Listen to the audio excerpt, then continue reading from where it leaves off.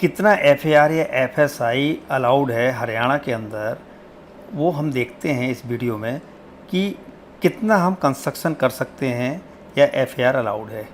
देखिए, FAR permitted as per building code, Haryana building code में कितना अलाउड है। वो रेजिडेंशियल बिल्डिंग की हम बात कर रहे हैं, क्योंकि बहुत सारी बिल्डिंग्स में अलग अलग एफएआर अलाउड होता है।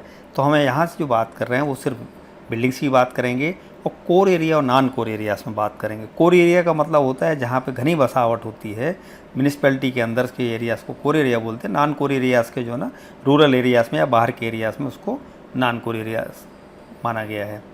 CCEA civil construction and engineering academy में आपका स्वागत है।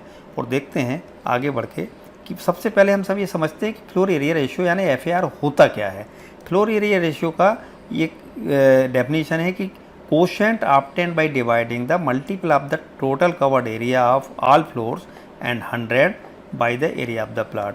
यानी FAR is equal to total covered area, जो भी कवर्ड एरिया है सारे फ्लोर्स का आप जोड़ दीजिए और उसको टोटल को मल्टीप्लाई करिए 100 से और डिवाइड करिए प्लाट एरिया से, तो आपको FAR मिल जाएगा इन परसेंटेज कि इतने परसेंट FAR है।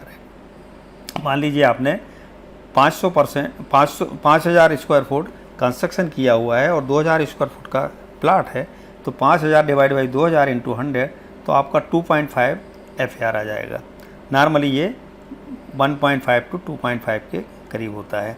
तो कोर एरियाज़ किसको कहते हैं? Core area means thickly built up area of the old town है। जैसे हमने बताया था लाल डोरा, जो गाँव में लाल डोरा होता है, phirni of villages included in the municipalities. कुछ एरियाज विलेज के होते हैं जो म्यूनिसिपैलिटी में ऐड किए गए हैं, या area zone as existing land use in the development plan of the town. Town के जो डेवलपमेंट प्लान में ऑलरेडी जो एरियाज लैंड यूज के हिसाब से दिए गए हैं, इन सबको हम कोर एरिया की डेफिनेशन में आते हैं। इसके अलावा हम बात करते हैं नॉन कोर एरियाज। इन कोर एरियाज में क्या क्या हमें अलाउड है।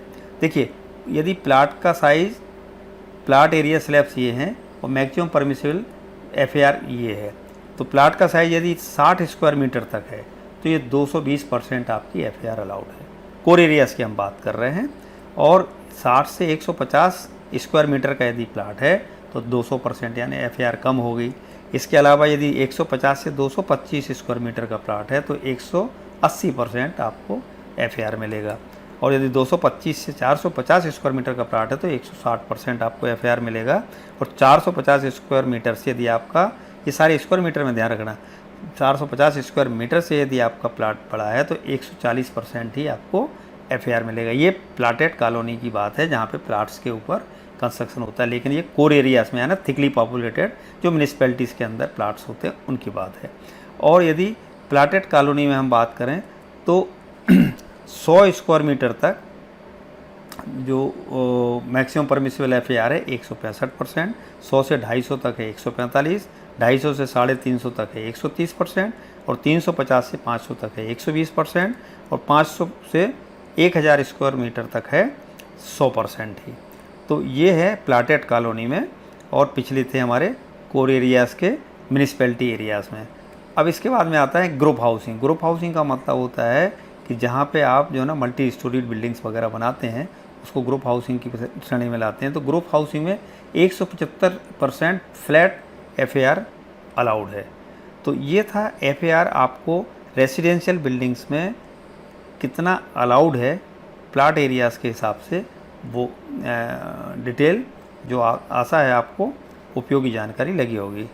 धन्यवाद, थैंक यू।